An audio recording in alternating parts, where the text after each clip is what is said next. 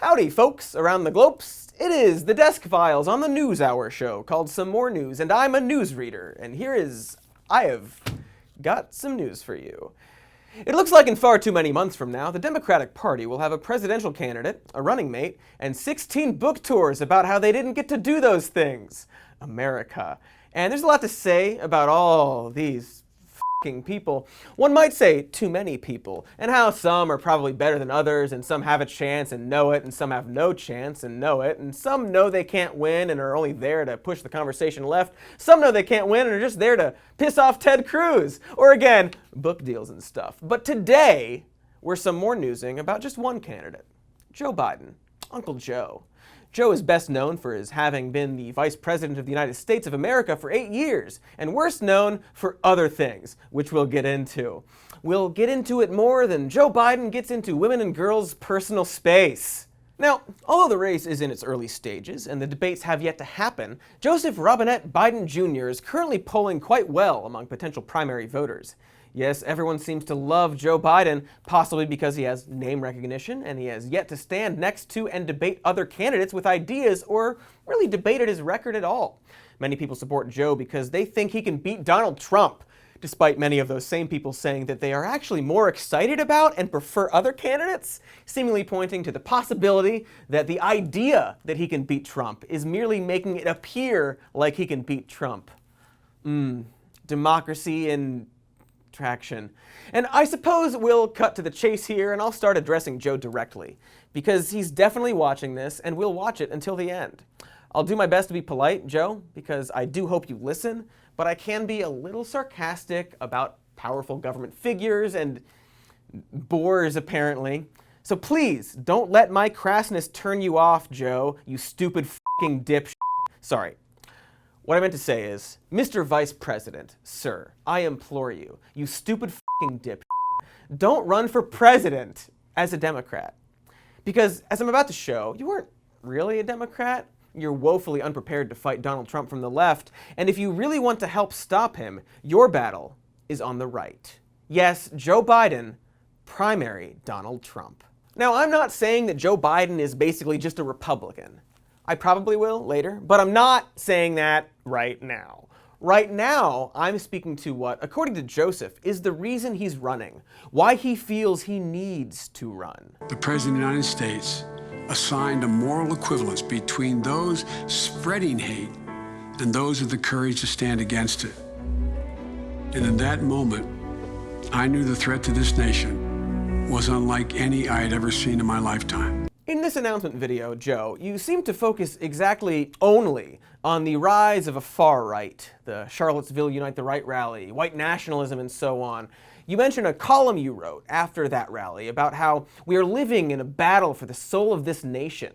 And sure, things aren't doing great, but whose soul are you actually talking about? Because the way you're framing it is that you need to run for president because the country is slipping farther right, as if the majority of people didn't vote for the Democrat. 3 million more people, Joe. And maybe part of the problem that you're really talking about is the record turnout that voted in the Republican primary in order to nominate Donald Trump, so that he would represent them and their feelings and their wishes. Maybe part of the problem is the party whose members have shifted from Trump is a kook, if we nominate him, we will be destroyed, this is not who we are, to the president's son should ignore the subpoena issued to him by the Senate. The party whose senator and other presidential candidate goes to their own convention to tell people to vote your conscience. But then what happened, Ted? The party that has protected and lied for Donald Trump every step of the way in order to get his and their policies and judges through. See, Joe predicts the thing will fundamentally change things is with Donald Trump out of the White House. Not a joke. You will see an epiphany occur among many of my Republican friends. They'll start working with Democrats. Joe should know. He was vice president for 8 years while Republicans totally worked with him and his boss, working to shut down the government, withholding a vacant Supreme Court seat for 9 months despite an offered moderate nominee, and then publicly bragging about it and claiming it was the best moment of the Republican Senate Majority Leader's career. Biden, in his announcement, referred to Trump as an aberrant moment in time. Trump, see, is an aberration. He came out of nowhere. Just the first and only one to embrace birtherism, anti-intellectualism, building a wall, banning abortion, and stopping the liberal elite at all costs. Here's former Republican Speaker of the House, Newt Gingrich, talking about embracing Donald Trump, who is not essentially a conservative. Trump is an anti-liberal. They're not the same phenomenon. But he may be the most effective uprooter of liberalism in my lifetime. This, of course, eerily echoes Robert Paxton's description of fascism in other people's lifetime, but whatever. The point is, an aberration is an unwelcome deviation from the norm, unexpected, not someone embraced with open arms by former and current members of the party, someone whose policies have been floating around for a while now, whose anti-intellectualism has been flirted with by your friend and war hero whom you respect very much. An aberration that simply embodies everything the Republican Party has been embracing. Because, Joe, here's some synonym for chart that rhymes with news. And this synonym for chart that rhymes with news illustrates the ideology of Congress over time. There have been fluctuations, but if we look at the last more than 20 years, Joe, you might notice something. The center of the Democratic Party, the moderates, the ones holding strong in the middle, well, that is held. That line goes straight down, consistently. But if we just hop over to the GOP, you might notice, around the time Newt Gingrich from earlier was Speaker of the House, the center of the Republican Party starts to just a little bit.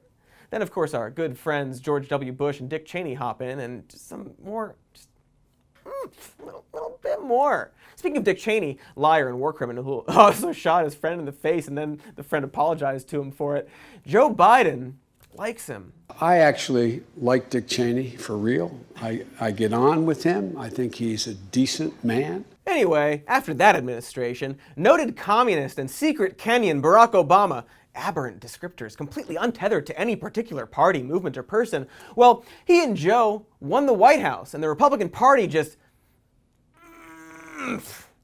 The point here, Joe Biden, who is still watching this, which I really appreciate, is that the moderate center of the GOP has gone farther right, especially over the last couple of decades, while Democrats have remained where they were. This shift right has been going that way for a while.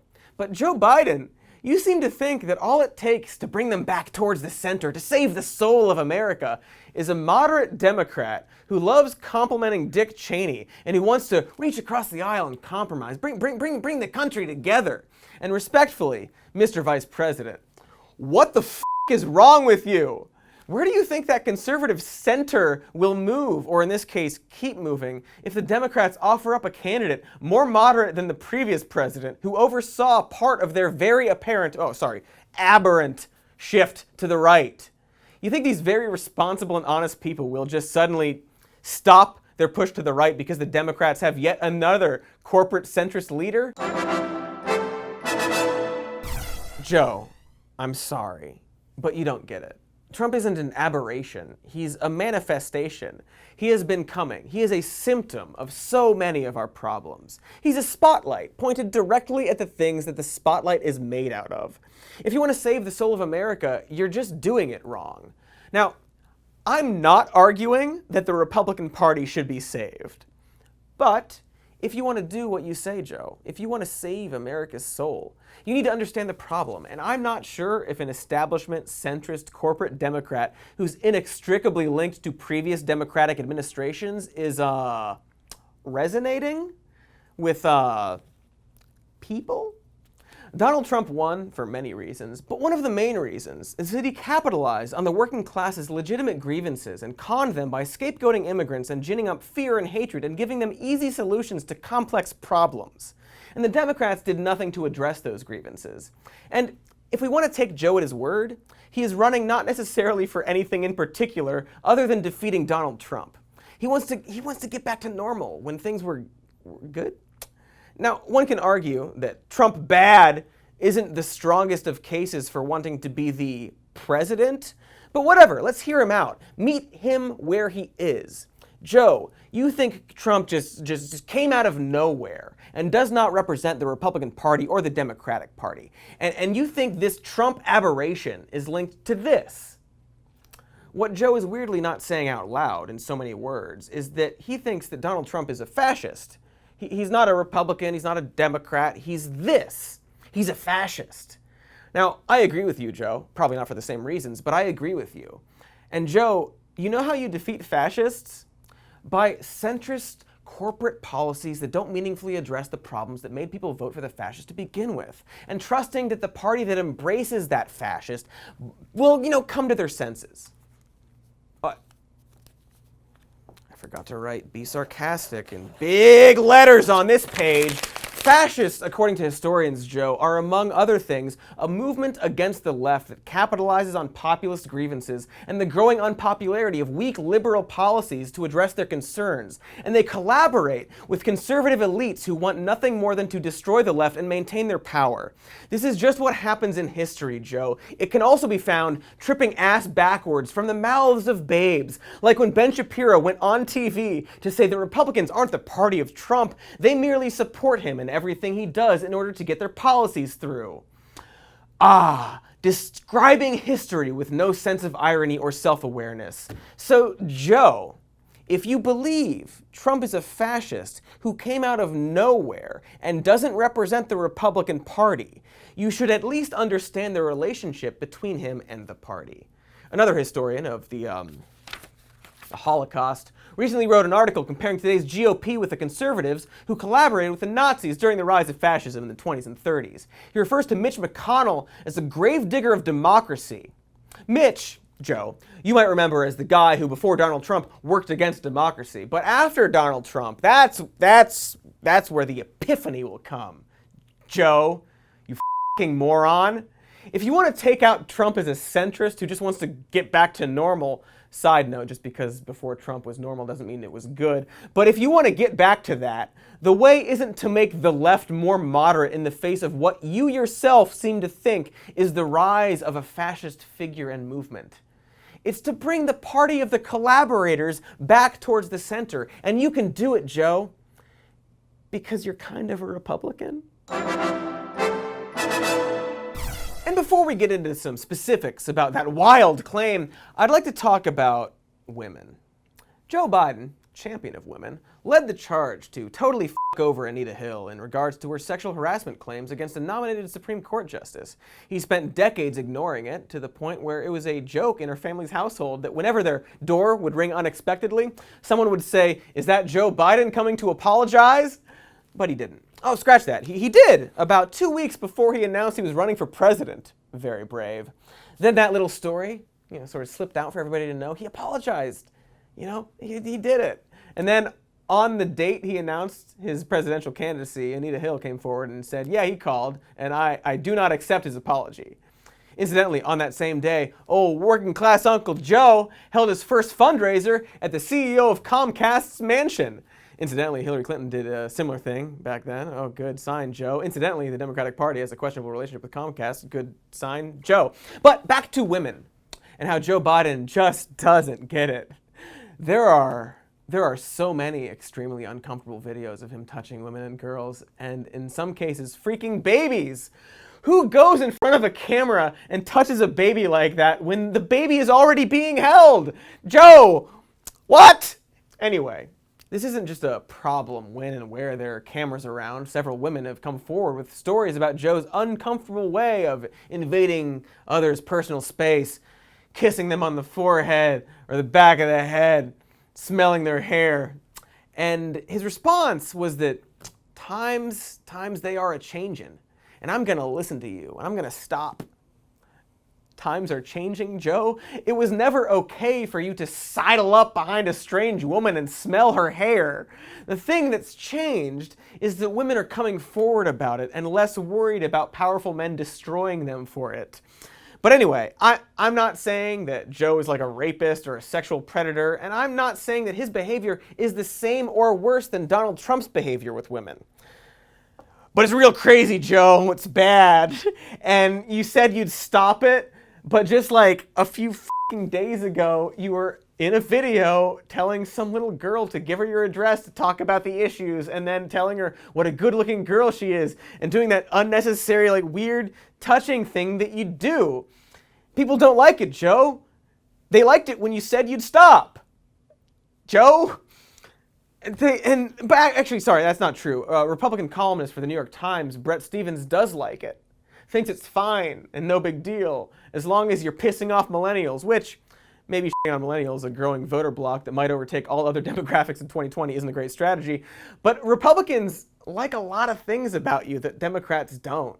And they don't think you should apologize for this behavior because Republicans are the party of Trump, Joe. So considering what you know, Joe, maybe what the country needs right now isn't a year-long presidential campaign in which one candidate is gross with women and the other candidate is also gross with women. And one candidate shamelessly says, "You're gross with women." And the other candidate in response is like, "No, you're gross with women." And then one of them will say, like, "Well, you're worse with women." And the other will, No, you're worse with women. That sounds like a lot of fun for women. Can we not, Joe? Can you not? Because one of those people will then be the president. You think what the country needs is a president that's gross with women or a president that's gross with women. Maybe you can challenge him for the Republican nomination and you can be the one that's gross with women.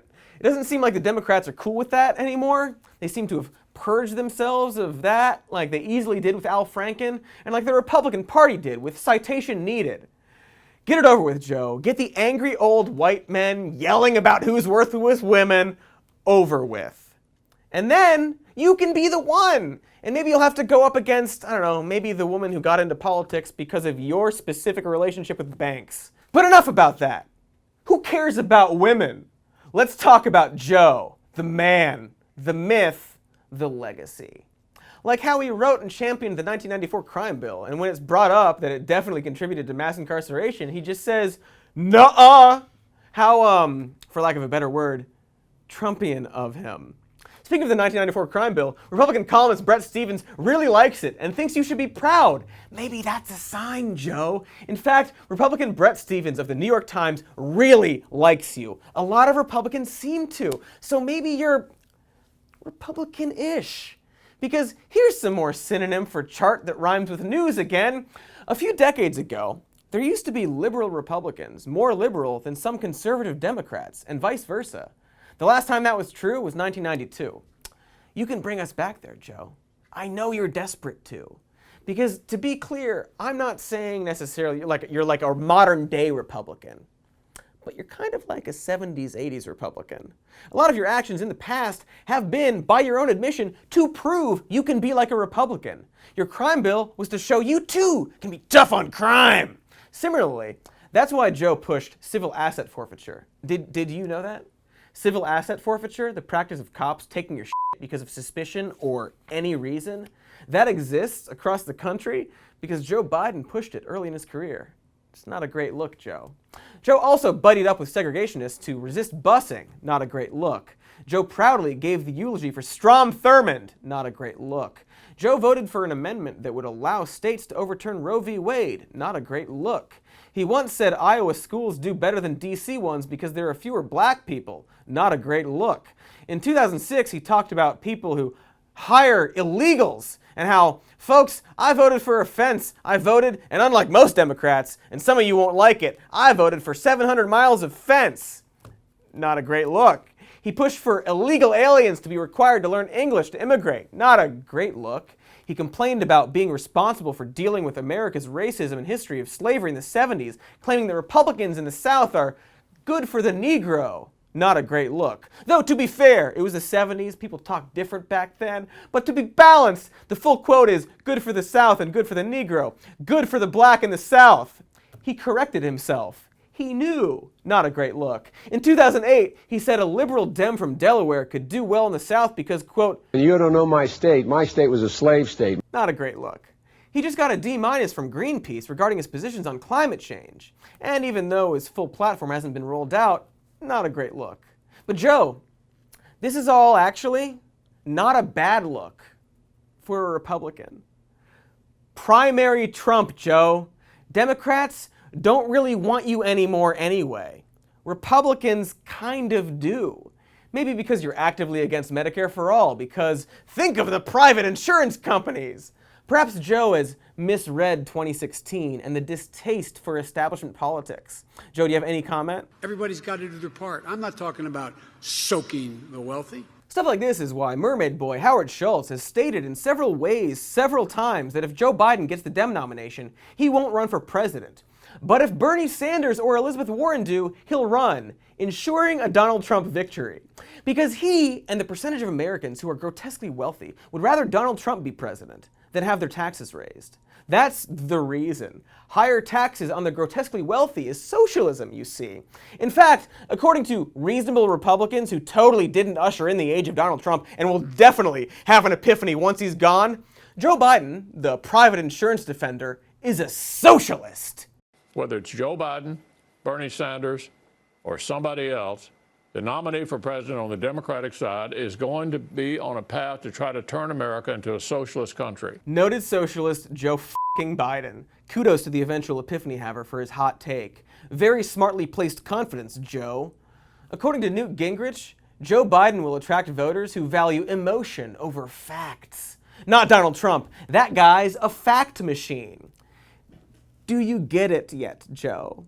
These people and how they view Donald Trump, an alleged aberration, as a welcome extension of what they've been doing and saying for years? Do you want to offer them a 90th chance to come to their senses? Or do you want to get in their face, actually challenge them on their own turf, and knock them senseless? It's pretty clear that you don't have a plan or policy beyond "I want to fight Trump." And that's fine, he sucks. But fight him on his turf and understand the party you want to compromise with. The guy who blocked a Supreme Court nominee for almost a year and said it was the best moment of his political career, and that he did it because confirming in an election year is unprecedented, even though it's not. Just a few days ago, he said that he would totally confirm a Supreme Court justice in 2020, an election year, and that his actual resistance to it was because of the tradition of not filling a vacancy when the Senate and the presidency are controlled by different parties. Another thing that is not true. Thanks for the information, Google.com. Let's bring it home for Joe, a naive, adorable f***ing dipshit.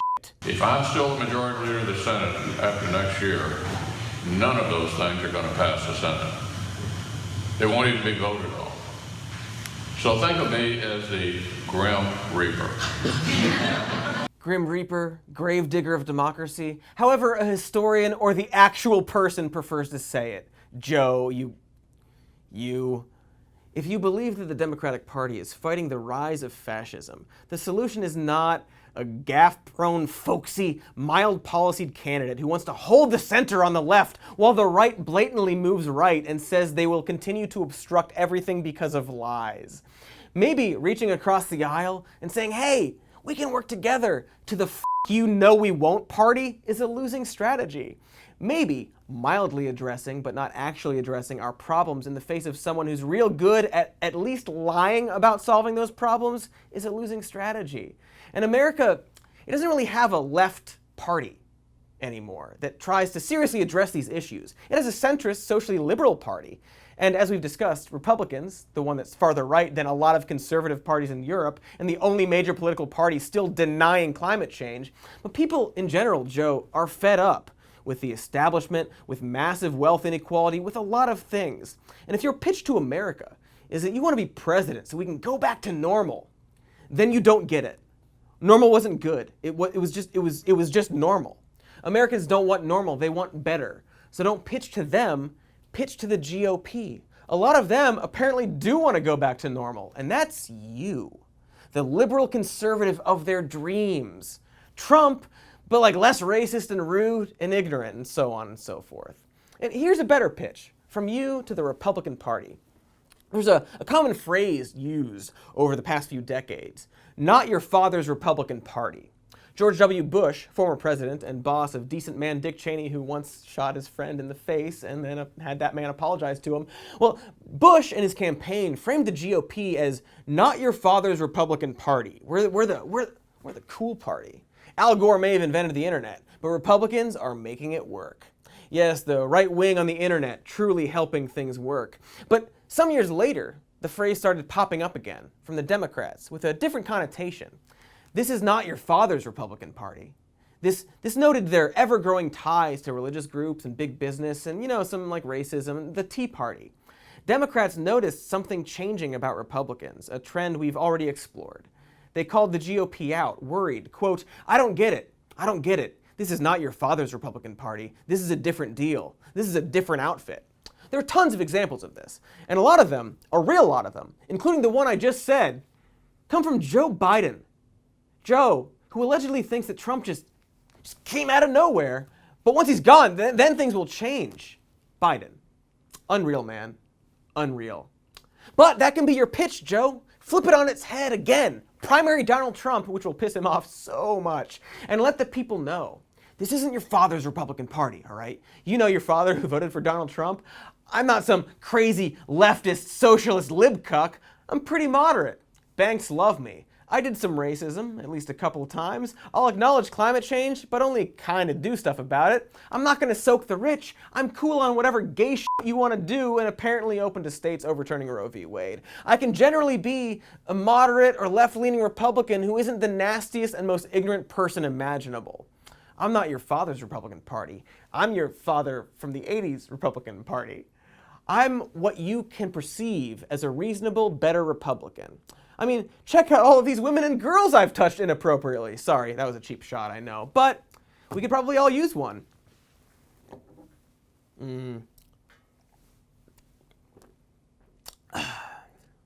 Thanks for watching, Joe, which you definitely did. You should probably come up with something better than not your father's Republican Party, but you get my point. Now go primary Donald Trump. Or don't run at all. That'd be cool too. Should have just said that. Don't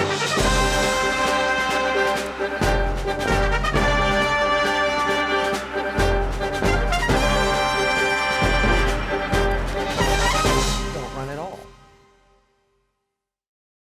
Hey, thanks for watching. That was clearly just apple juice. It was carbonated. Come on. We got to film some more of these after this. I'm not going to keep doing give me a break. Anyway, like and subscribe and leave a nice comment. Don't be mean, please. It hurts our feelings. Also, listen to our podcast, Even More News, and visit our patreon.com/somemorenews. And you can leave mean comments. I don't give a fuck. Fuck you.